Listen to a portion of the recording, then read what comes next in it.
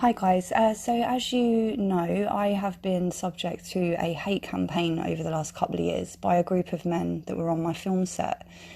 Recently, Mason Fardo is up to the ante and he's been talking about me in group chats, enticing many people that I've never met or spoken to into hating on me. He does this by spreading lies, things that aren't true, or twisting parts of the truth to make me sound like an absolute villain. So I just wanted to prove a point. By Mason coming into these group chats and doing this, he ends up pulling in a lot of weirdos. So here you can see Amanda Young, who was a woman giving me a bit of shit last week. It turns out she's actually connected to the Humble Dryer guy. For those of you who don't know who the Humble Dryer is, it's basically a guy on a platform. His name's John Wason. Firstly, he was telling people that he was taking predators out, but he actually gave my rapist best friend a platform to slag me off and call me a liar in front of thousands of people. So in my opinion, this John Wason does not help anybody but himself. He uses people's sexual assaults to get clicks for views. He basically put my name forward, telling people that I was a troll. Want to know who Sammy Lee is, right? And I stupidly, and I've told this 100 times, I've put my hands up to this, I stupidly said, just tell him it's Sammy Lee. Sammy Lee was loving the attention. She had another movie coming out and she loves the attention just before a movie. You know the score of her. She's a lying slag. Get this on the podcast. She said Stacey raped her in the December. She's a complete cunt. Dude, I can roll more fucking boys who don't want to fuck you to fucking smash the shit out of you and your thing. Listen, you're a dog that dirty fucking hoe. There's people out there with a fucking YouTube channel. Bitch, get it right. Listen, come for me. I'll tell you where to come. You tell me, just, you know, I can imagine it's quite sensitive for you to talk about.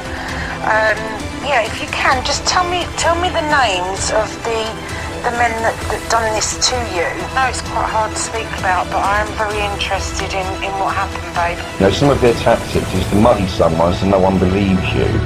I mean, earlier I've seen a post where they were talking to Aaron Twin. You don't know the fucking who you're fucking with. That's all come out now a few years ago that it wasn't the case. There was a lot of people that got involved in it, including Stu Armstrong, who was a supporter of Aaron. And as you all know, Aaron is the best friend of my rapist, who basically started all this off by calling me a liar and trying to convince people that the attack never happened.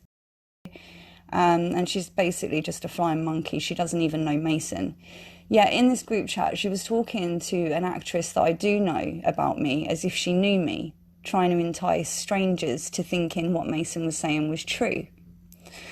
Anyway, I had it out with this Amanda and she got quite excited about the fact she had a bit of controversy with me, so she started posting things on her Facebook. This then incorporated more people to get involved, like a young girl called Bethany Lee Holmes, who turns out is very racist and just a complete scum nugget, really. These are the messages that Bethany Lee Holmes decided to send me. Now, I do not know these women.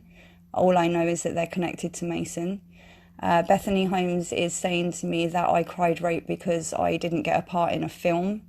That is not the case. I was the producer of the film. It's me that does the casting and the auditions. So you see how little Chinese whispers and nasty little scum nuggets can make things so twisted.